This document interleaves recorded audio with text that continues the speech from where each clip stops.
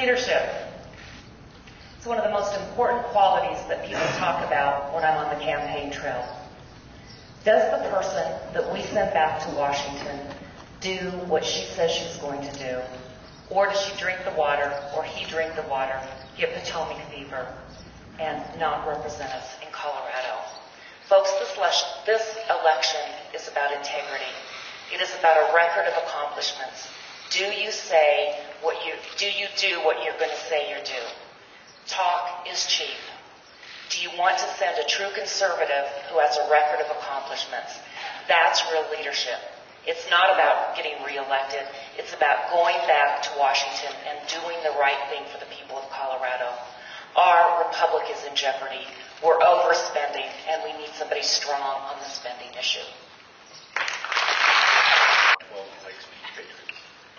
Sir, if you had one question for Supreme Court nominee Helen Kagan, what would it be and why?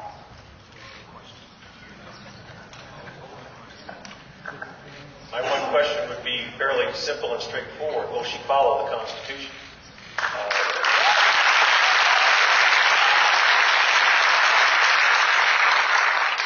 As a United States Senator, I will have a vote on confirming or not confirming the nominees to the United States Supreme Court.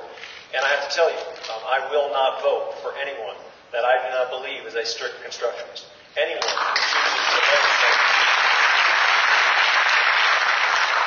who chooses to legislate from the bench. There are so many issues that have really gone astray, and it really dates back to the time when FDR tried to pack the Supreme Court, and we have lost sight of what our founding fathers intended in the Constitution. We have seen over and over again the expansion of the Commerce Clause and many other clauses in the Constitution to the point where our founding fathers would not recognize the document anymore. We need Supreme Court justices that adhere to the law. And just one quick case. Yesterday we got the McDonald versus Chicago case, a very important Second Amendment legislation. Why on earth, after the Heller case, did McDonald versus Chicago get decided on a 5-4 majority? That's just ridiculous. It is plain and clear that we have a Second Amendment right, and it should be upheld.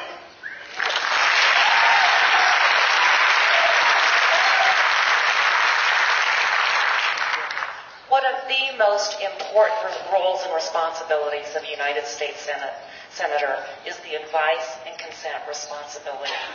Before us this summer, we have an incredible opportunity, and that is to replace one of the retiring justices.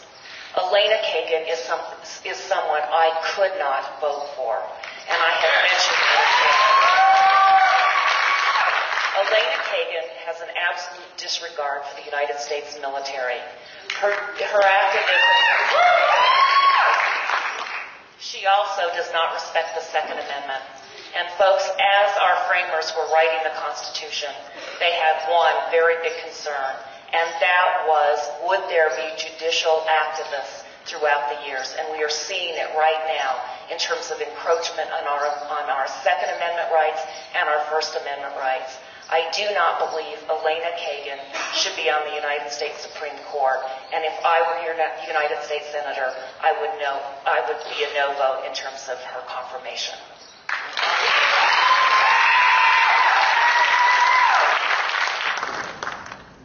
I think there's another important issue that we need to address, and I have addressed it as it pertains to senators and members of the House of Representatives over and over on the campaign trail, and that is term limits. I think that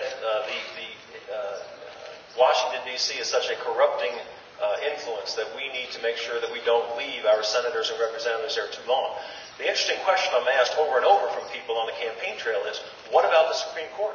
We term limit the executive branch. You're talking about a term limit on the legislative branch, and it's a very interesting question. It's a question that if I were to propose term limits on the legislative branch, I would include the Supreme Court. And it wouldn't be a short term, it would be a 20 to 25 year. But often we see members of the Supreme Court that aren't all there. And they wait. It's true. And they wait for the president from their own party to get in office. And I think we need to make sure that we have term limits so that we don't see that extension.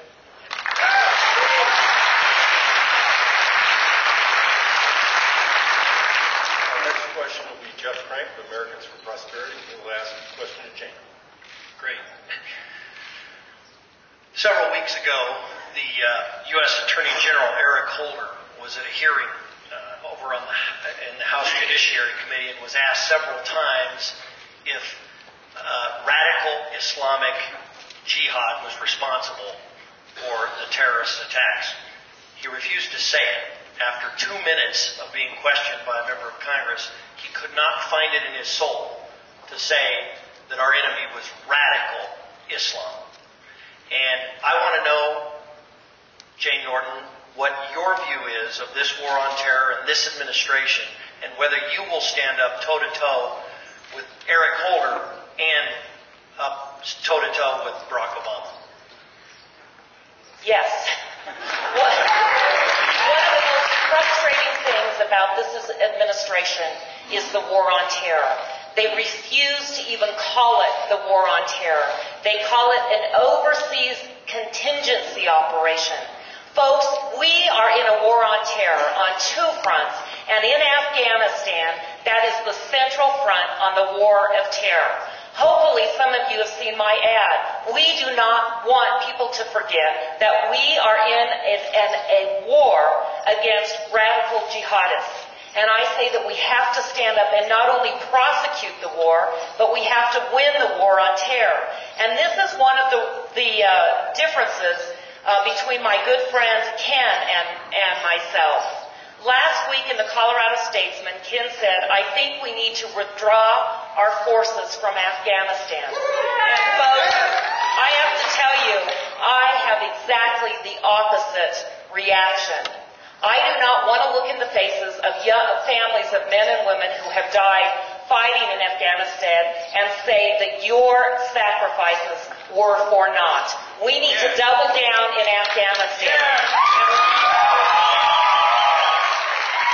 Don't forget the reason we're in Afghanistan. It's because the Taliban had taken over that country and allowed with Al-Qaeda to be a terrorist training facility. We need to double down in Afghanistan, and my good friend Ken, I disagree with you on that issue.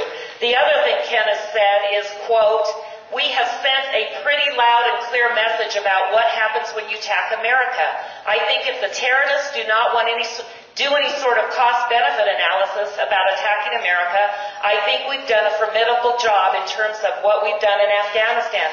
Folks, I don't believe the terrorists have gotten the message. We need to double down in Afghanistan.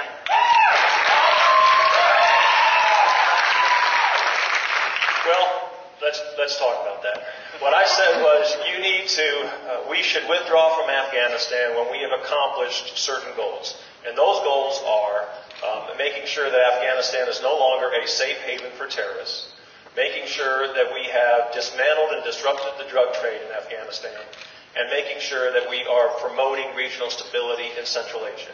I have not said, as you would assume from Jane's statement, that we should withdraw tomorrow or we should withdraw in a year. The one area that I disagree with President Obama in terms of his surge strategy is that he put a time limit on the surge. We need to stay there. We need to get the job done. But we are foolish. We are foolish if we think that we are going to turn Afghanistan into a Western-style democracy. We cannot stay there.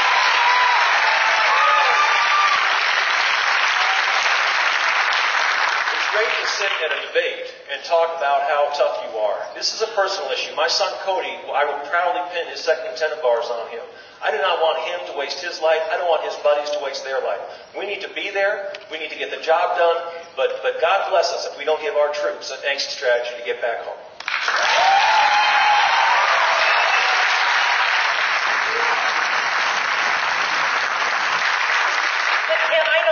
Understand that our mission in Afghanistan is not nation building, it's counterinsurgency.